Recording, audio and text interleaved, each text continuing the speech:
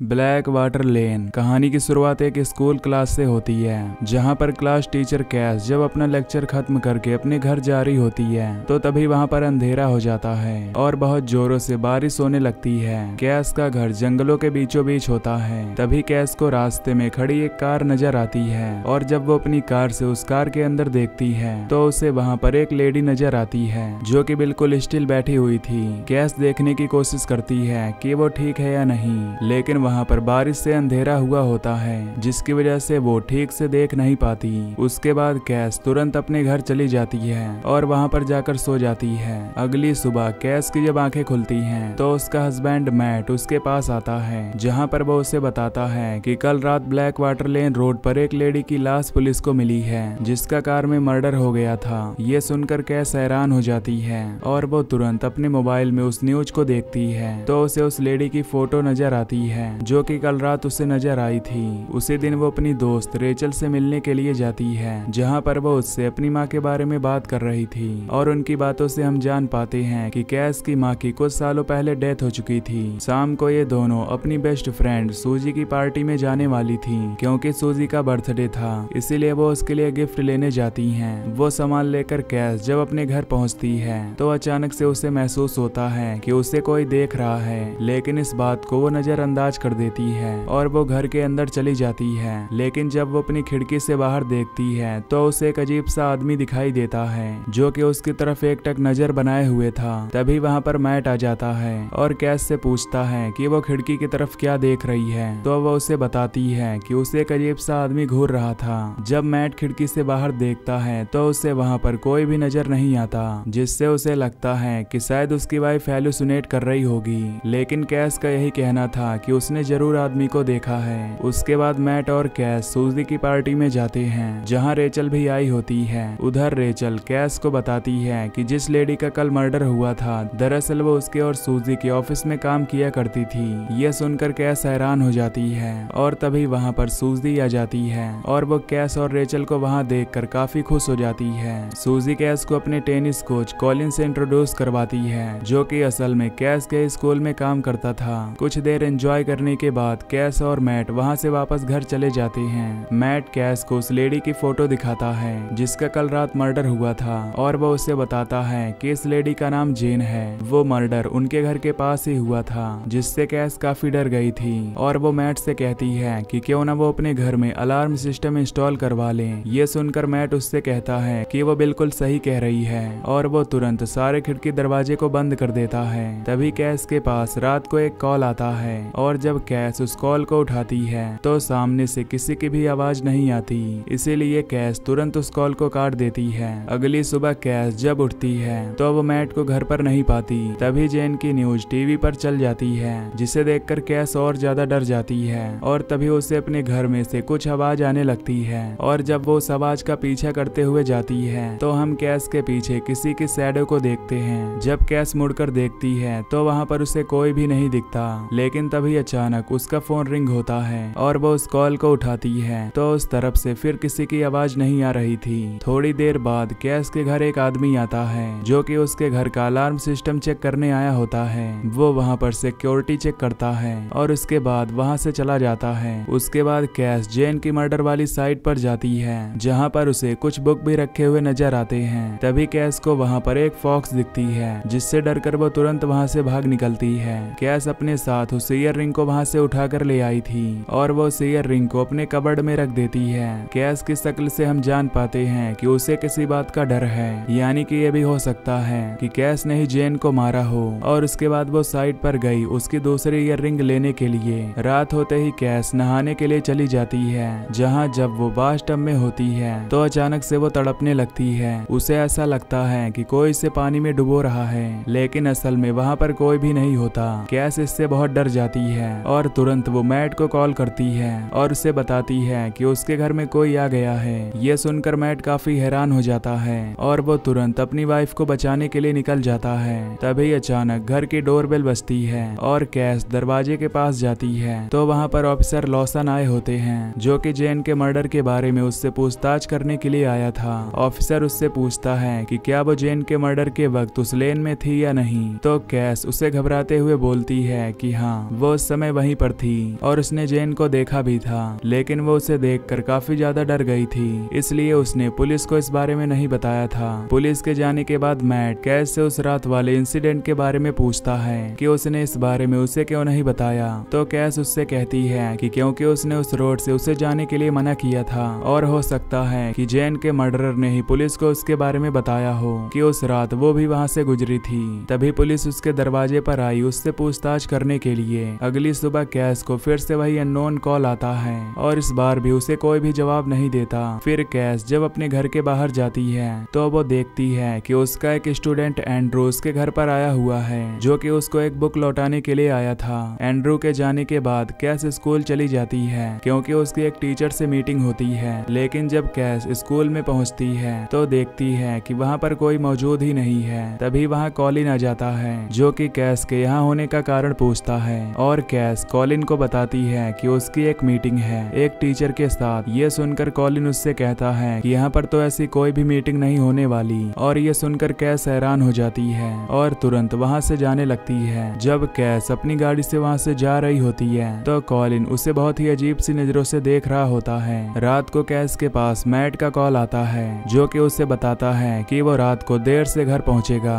जब वो call cut हो जाता है तो कैस को अपने घर से अजीब सी आवाजें आना स्टार्ट हो जाती हैं और कैस उन आवाजों को जब चेक करने के लिए जाती है तो वहां पर उसे पॉलीथीन सीट मिलती है, जो कि उसके पूरे कमरे में फैली हुई थी। उसे फिर से वो शैडो दिखती है और कैस उसे देखकर बहुत ज्यादा घबरा जाती है। वो अपने आप को किसी तरह वहां से छुड़ाकर एक कमरे में चली जाती है और तभी कैस के पास वही फोन फिर से आता है और इस बार भी कोई उसको जवाब नहीं दे रहा था। कैस इससे इतना ज्यादा घबरा जाती है कि वो डर के मारे वहीं पर सो जाती है। आधी रात को कैस की नींद खुलती है क्योंकि कोई उसका नाम लेकर उसे पुकार रहा था। तभी उसके कमरे का गेट खुलता है, लेकिन वो अपने सामने किसी को भी नहीं पाती। तभी वो उस वॉइस को पहचानती है, जो कि उसकी माँ की वॉइस थी, लेकिन उसकी माँ तो कई सालों पहले मर गई थी। लेकिन वो आत्मा कैस का पीछा करने लगती है, जिससे डरकर कैस अपने बाथरूम में घुस जाती है। उसके बाद उसे अपने कमरे में से कई सामान गिरने की आवाज आने लगती है, जिससे डरकर वो तुरंत पुलिस को कॉल करती है और उन्हें बताती है कि उसके घर में कोई घुस आया है, जो कि उसे डरा रहा है। ये सुनकर थोड़ी देर बाद ऑफिसर लॉसन वहाँ पर कुछ ऑफिसर्स के साथ आती है, जो कि उसके घर को अच्छी तरह तलाश करते हैं, लेकिन वहाँ पर उन्हें कोई भी पर्सन नहीं दिखाई देता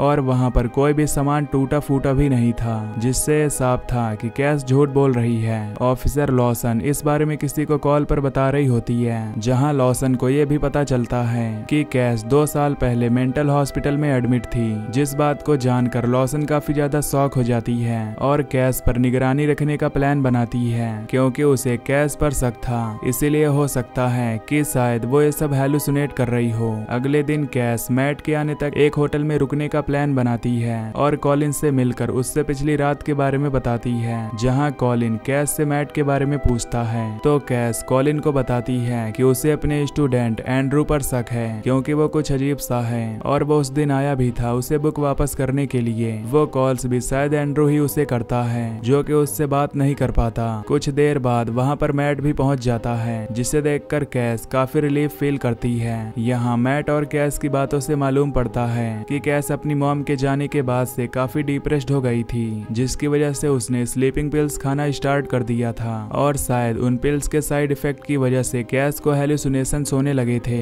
लेकिन यहाँ कैस मैट को बताती है कि उसे सच में एहसास हुआ था कि उसके आसपास कोई था। फिर मैट कैस को बताता है कि हमारे घर में अलार्म इंस्टॉल करने के लिए एक टेक्नीशियन आया था और फिर उसने मुझे एक कॉन्ट्रैक्ट दिखाया जिसमें तुमने अलार्म इंस्टॉल करवाने के लिए एक साइन किया था। इस पर कैस मैट को कहती है कि मैंने तो ऐसा कोई कॉन्ट्रैक्ट साइन नहीं किया था। ये सुनकर मैट को लगता है कि शायद उसकी वाइफ झूठ कह रही है, इसीलिए वो उस बात को वहीं पर खत्म कर देता है और वो उससे झगड़ा करके उसे और परेशान नहीं करना चाहता था। आधी रात को जब वो दोनों सो रहे होते हैं तो कैस अचानक से उठ जाती है और वो मैट के बैग से अलार्म इंस्टॉलेशन कॉन्ट्रैक्ट को देखने लगती है, जिसमें वो देखती है कि उसने सच में वो साइन किया हुआ है। ये देखकर वो परेशान हो जाती है और उसे पता चलता है कि मैट झूठ नहीं बोल रहा था। उसके बाद वो मैट के लैपटॉप में हेलुसिनेशंस के बारे में पढ़ने लगती है। अगली सुबह कैस और मैट से मिलने के लिए ऑफिसर लॉसन उनके घर में आती है, जहां वो उनसे जेन के बारे में कुछ इन्फॉर्मेशन लेकर चली जाती है। लॉसन को दरअसल कैस पर शक होता है, लेकिन उसके पास कोई भी सबूत नहीं होता कि वो कैस ने ही मर्डर किया है, इसलिए वो यहाँ पर बार बार आ रही थी सबूत इकट्ठा करने के लिए। कुछ देर बाद कैस को अपने घर के बाहर एक लेटर पड़ा हुआ मिलता है जो कि जेन के हस्बैंड एलेक्स ने उसे भेजा था और उसने कैस को लिखा था कि वो उससे मिलने के लिए आए। तभी कैस वहाँ पर अपने स्टूडेंट को देखती है जिसे देखकर वो कुछ सोचने लगती है। शाम को एलेक्स से मिलने पर कैस को पता चलता है कि जेन उस रात अपने ऑफिस की किसी लेट मीटिंग में गई हुई थी। एलेक्स बताता है कि उसे कॉलिन पर भी शक है जो कि जेन को टेनिस सिखाता था और कैस ये सुनकर हैरान हो जाती है। जब कैस घर आती है तो मैट को कहीं से पता चलता है कि कैस प्रेग्नेंट है, जिससे वो खुश होने लगता है। लेकिन कैस मैट को कंफर्म करती है कि वो प्रेग्नेंट नहीं है। इस पर मैट उदास हो जाता है और उसे कहता है कि तुम जरूर इस बात को भूल गई होगी, ठीक वैसे ही जैसे तुम कॉन्ट्रैक्ट का साइन भूल गई थी। अगले दिन मैट कैस को लेकर डॉक्टर के पास जाता है और डॉक्टर के पास ले जाने पर कैस मैट से काफी ज्यादा उदास हो जाती है। मैट कैस के लिए डॉक्टर की बताई हुई मेडिसिन लाता है। रात को कैस जब टीवी देख रही होती है तो अचानक से उसे हेलुसिनेशन होना स्टार्ट हो जाते हैं, जहां उसे एक लेडी की शैडो दिखाई देती है जो कि उसका नाम ले रही थी। उसे एक खून से सना हुआ नाइफ भी दिखता है जिसे देखकर वो काफी ज्यादा हैरान हो जाती है। तभी कैस की आवाज सुनकर मैट उसके पास आकर उसे शांत कराता है। कैस जब उसे नाइफ के बारे में बताती है तो मैट उससे कहता है कि वहाँ पर ऐसी कोई भी नाइफ नहीं थी।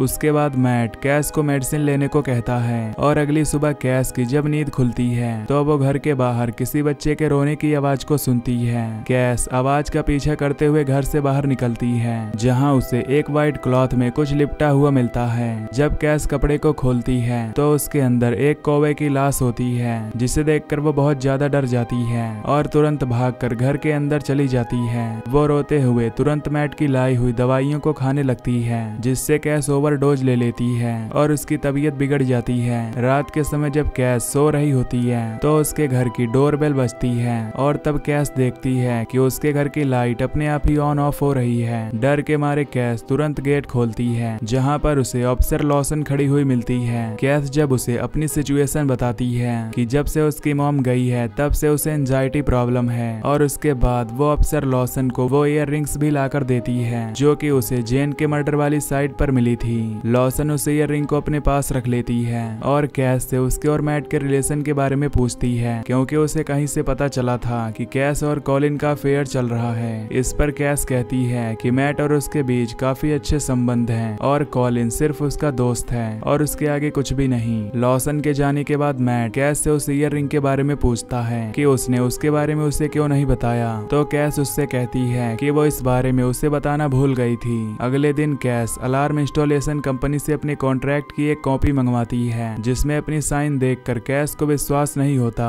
कि उस कॉन्ट्रैक्ट को उसने साइन किया है, लेकिन उसे अपने साइन करने के बारे में कुछ भी याद नहीं था। उसके बाद वो अपनी फ्रेंड सूजी के पास जाती है जहां उसे पता चलता है कि जेन की क्लोज फ्रेंड कैली के हस्बैंड और रेचल का कुछ चक्कर चल रहा था और इसी वजह से कैली ने डाइवोर्स ले लिया था। कैस अब रात को घर जा रही होती है तो अचानक से उसकी कार में कोई ठोकर मार देता है और जब वो घर पहुंचकर अपने पति को इस बारे में बताती है तो उसका पति उससे कहता है कि शायद वो हेलुसिनेशन होगा। अगली सुबह कैस को अलार्म कंपनी से कॉल आता है जहां वो उनसे माफी मांगते हुए कहती है कि उन्होंने उसको गलत कॉन्ट्रैक्ट की कॉपी भेज दी थी। दरअसल इनके दो कॉन्ट्रैक्ट हुए थे जिसमें एक कॉन्ट्रैक्ट पर साइन मैट ने और दूसरे कॉन्ट्रैक्ट पर साइन कैस ने किया था, पर जिस दिन वो बंदा अलार्म इंस्टॉल करने आया था उस दिन कैस घर पर नहीं थी। ये सब जानकर कैस को काफी ज्यादा अजीब लगता है और उसे कहीं न कहीं मैट पर शक होने लगता है। उस दिन कैस रेचल से मिलकर उसे बताती है कि उसे शक है कि उसके पति का अफेयर चल रहा है। इस पर रेचल कैस को मैट के पीछे एक प्राइवेट डिटेक्टिव लगाने के लिए कहती है ताकि वो अपने पति के कारनामों को अच्छी तरह पता लगा सके। कैस को कहीं न कहीं रेचल पर भी शक था, इसीलिए कैस रेचल के मोबाइल को अपने पास रख लेती है। घर जाकर कैस जब रेचल का मोबाइल चेक करती है तो उसमें उसे कई सारे मैसेज नजर आते हैं जिसे पढ़कर वो बहुत ज्यादा शॉक हो जाती है। दरअसल रेचल और मैट का अफेयर चल रहा था और इस बारे में जेन को पता चल गया था क्योंकि उसने मैट और रेचल को एक साथ इंटीमेट होता हुआ देख लिया था। इसलिए मैट और रेचल ने जेन को एक सुनसान जगह पर बुलाकर उसका मर्डर कर दिया।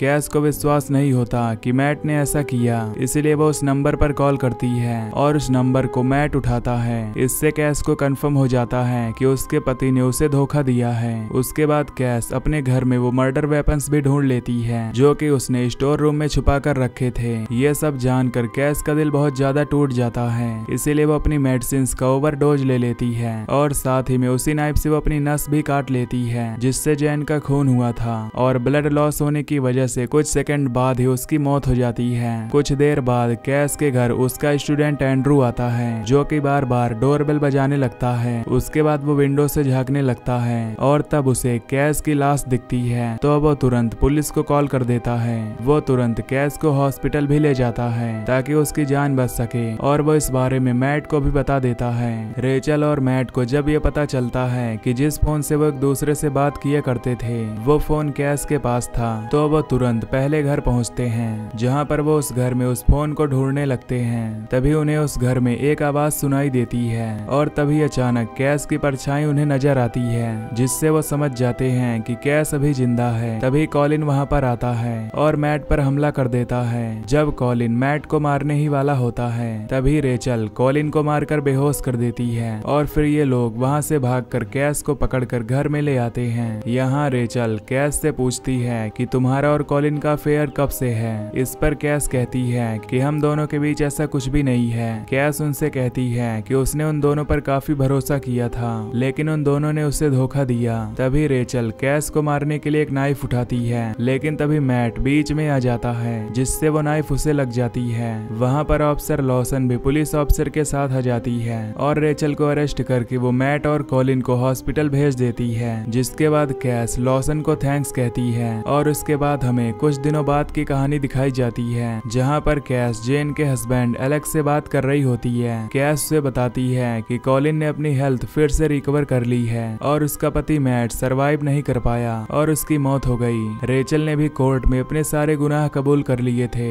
उनकी बातों से हम ये भी जान पाते हैं कि कैस की मॉम की जब मौत हुई थी तो मैट और रेचल का पहले से ही अफेयर चल रहा था। इसके बाद उन दोनों ने प्लान किया था कि वो कैस की प्रॉपर्टी को हथिया लेंगे, इसीलिए उन लोगों ने उसे दवाई देने की कोशिश की और उसे पागल करार दिया। उसके बाद कैस ये भी रिवील करती है कि उसने घर में एक स्पाई कैमरा लगा रखा था जिससे वो मैट और रेचल पर नजर रखती थी। कैस उनके प्लान को अच्छी तरह जान गई थी इसलिए उसने कॉलिन लॉसन और अपने स्टूडेंट की मदद ली थी ताकि वो उन दोनों को सबक सिखा सके। कैस की ये सारी बातें सुनकर एलेक्स शॉक हो जाता है और एंड में कैस रेचल और मैट को याद करती है जिनके साथ वो हंसती और रोया करती थी लेकिन उन्होंने उसकी जान लेनी चाहिए और मैट ने तो उसे कभी प्यार ही नहीं किया था। इसी के साथ ये मूवी यहीं पर खत्म हो जाती है।